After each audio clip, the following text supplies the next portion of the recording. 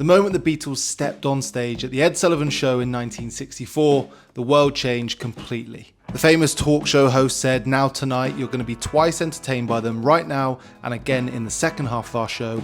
Ladies and gentlemen, it's the Beatles." And at that point, the next sound that America heard was the opening chord of their single, All My Loving, mixed with the hysteric screams of fans who were lucky enough to make it in the crowd that night. Let's face it, it's pretty difficult to overstate the impact of the Beatles' first appearance on the Ed Sullivan Show, or their return visits for that matter, as countless musicians, writers and artists from the baby boomer generation have since spoken of those broadcasts as moments of almost divine inspiration in their young lives. It was a moment when the dark clouds from the previous autumn's JFK assassination suddenly parted to reveal a bright, shining way forward. According to some sources, the band had been jockeying to get a slot on the Ed Sullivan Show all the way back in 1962 in their quest to break America. But if that was in fact the case, it was probably just their manager Brian Epstein calling up the show because the young band were focused on their music and in truth had no idea who Ed Sullivan or what the Ed Sullivan Show actually was. As Paul McCartney recently reiterated to talk show host Stephen Colbert as the pair made a return visit to Studio 50,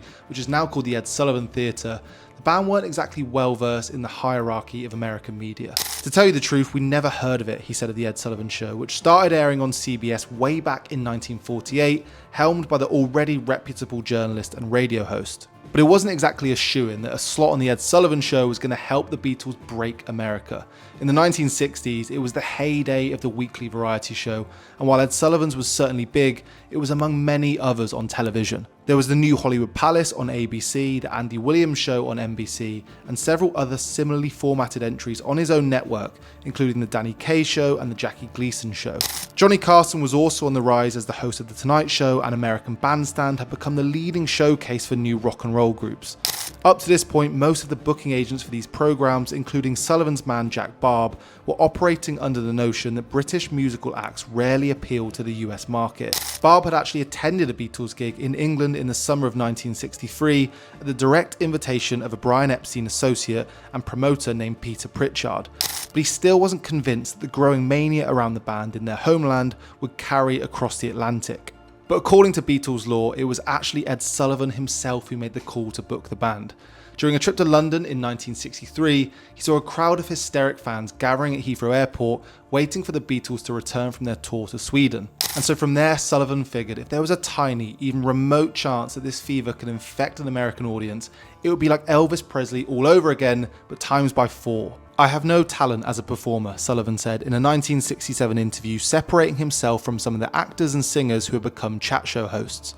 "But I do have strength in 2 directions. I can spot talent. This is partly a result of my training as a sports writer, because sports stars and stage stars are amazingly alike in temperament and under stress. And second, I let performers on my show perform without interference.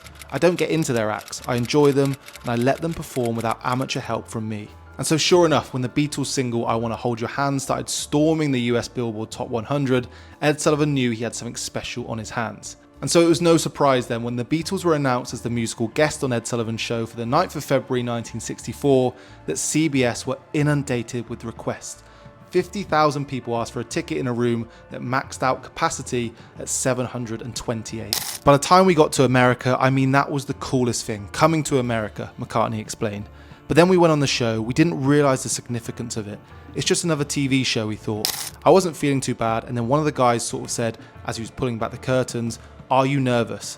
I said, 'No, not really.' He said, 'You should be. There's 73 million people watching,' and then he pulls the curtains back." It was a moment that completely changed history, and then within 2 years of that show in 1966, the Beatles had completely conquered America, selling out stadiums across the whole country and playing every night to tens and thousands of fans. Then they would have their final ever official live performance at Candlestick Park in Washington, where the bright lights of the Ed Sullivan Show and the mooted 73 million people watching seemed nothing more than a speck of dust in this new musical universe that they had created. If you want more of the best stories in the world of pop culture, don't forget to like and subscribe to Fire Out Magazine.